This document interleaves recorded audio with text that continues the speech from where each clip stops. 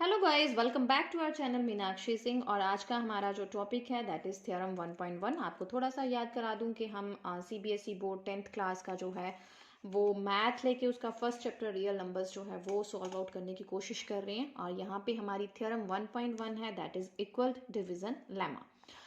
Lemma क्या होता है दोस्तों? अब मैं आपको बता दूं, आप सोचेंगे कि लेमा समझाने की क्या ज़रूरत है, आप सीधा स्टेटमेंट समझा सकते हो। लेकिन आप अगर 10th स्टैंडर्ड में हो, स्पेशली मैथ्स कर रहे हो या किसी भी क्लास में हो, जब आप मैथ्स करते हो तो सबसे बड़ी एक बात याद रखें, रट्टा बिल्कुल नहीं लगाना है। हर छोटी छोटी चीज़ को समझ के करना है, क्योंकि जब भी मैथ्स का एग्ज़ाम आता है 10th से लेके अब क्लासेस में तो सीधे क्वेश्चंस बिल्कुल नहीं पूछे जाते।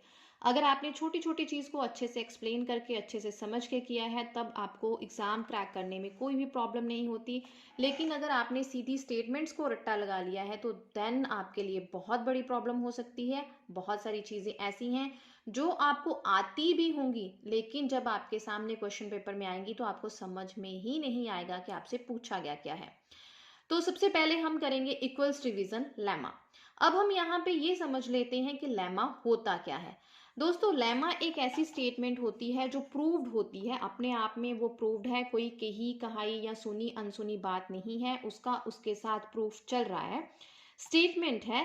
लेकिन उसे हम यूज क्या करते हैं, किसी अनदर स्टेटमेंट को प्रूव करने के लिए। यानी कि लेमा अपने आप में सक्षम एक ऐसी स्टेटमेंट है जो हमारी हेल्प करेगा, जिसकी हेल्प से हम अनदर स्टेटमेंट्स को प्रूव करेंगे। तो सबसे पहले हम इक्वल्स डिवीजन लेमा का जो है इक्वल डिवीजन लेमा की हम स्टेटमेंट कर लेते हैं। इसकी स्टेटमेंट क्या है? जो इक्वल डिवीजन लेमा है वो कहता है कि फॉर एनी गिवन, आपके पास कोई भी दो इंटीजर्स दिए गए हैं ए और बी, ये इंटीजर्स का साइन है। आपके पास कोई भी दो इंटीजर्स ए बी ऐसे दिए गए हैं सच दैट वहां पे एग्जिस्ट करते हैं कोई दो इंटीजर क्यू और आर, ऐसे कि आप ए को कैसे लिख सकते हो बी क्यू प्लस आर।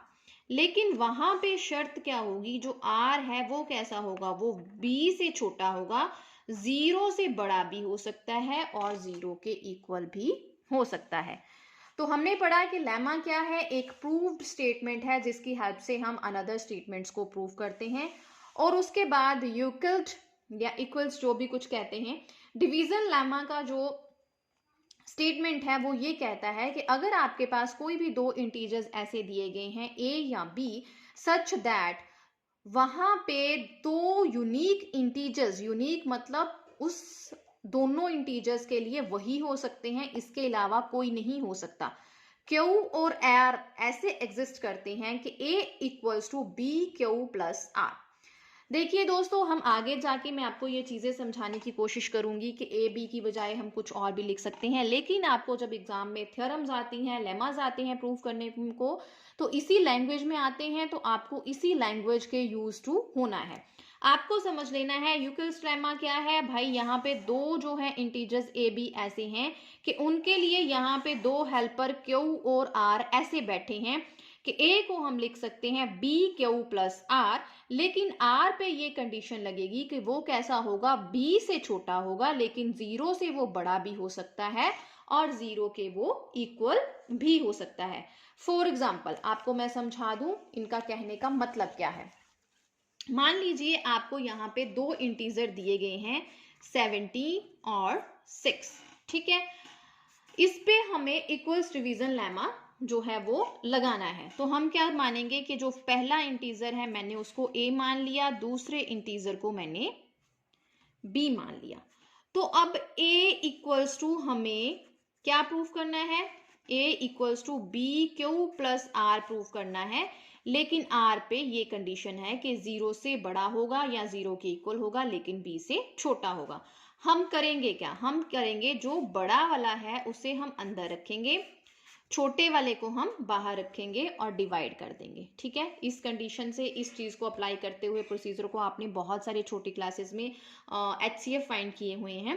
मैं आपको बहुत सिंपल लैंग्वेज में समझाने की कोशिश कर रही हूँ कि जो लोअर कैटेगरी के स्टूडेंट्स हैं, सॉरी मैं ऐसा बोलना नहीं चाहती, लेकिन कुछ स्टूडेंट्स होते हैं जो बेचारे मैथ में वीक होते हैं, लेकिन उनको भी समझ में आए, इसलिए मैं इस तरह से आपके साथ बात कर रही हूँ।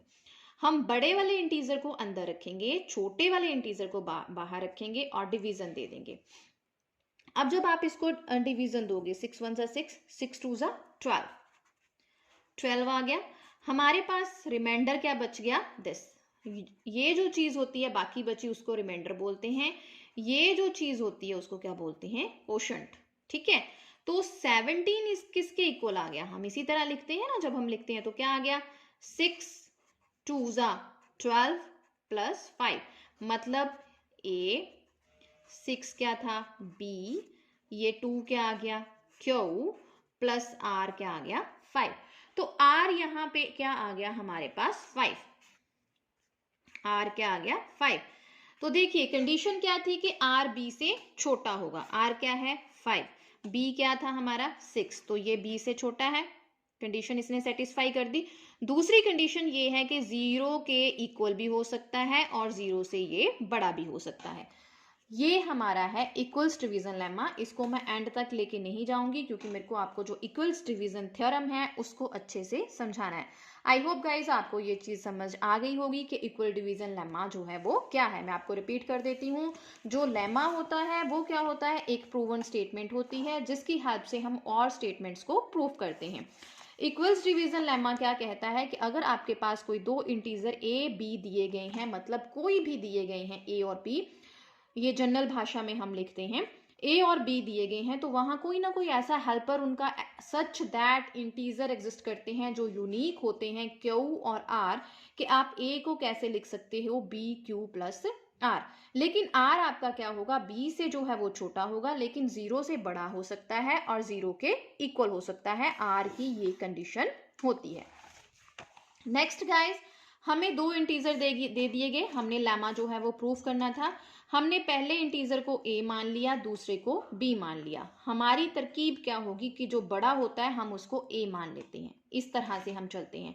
जो बड़ा इंटीजर होता है हम उसको a मान लेते हैं, बड़े को अंदर रखेंगे, छोटे को बाहर रखेंगे, डिवीजन दे देंगे, डिवीजन देंगे, जो बच गया वो r है, जो हमारा यहाँ पे डिवाइजर जिससे आपने डिवाइजर तो 6 है, जो आपका यहाँ पे है कोशंट क्यू आ गया, तो हम उसको इस तरह से लिख सकते हैं।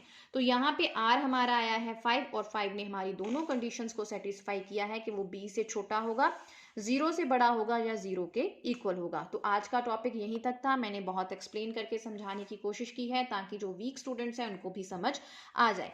अगर आपको आज का टॉपिक अच्छा लगा है तो सब्सक्राइब और शेयर करना ना भूलिएगा। Thank you very much guys for watching Meenakshi Singh.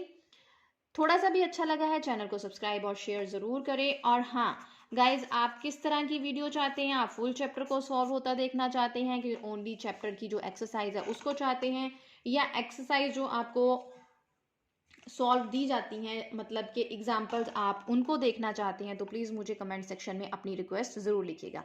Thank you very much guys for watching Meenakshi Singh.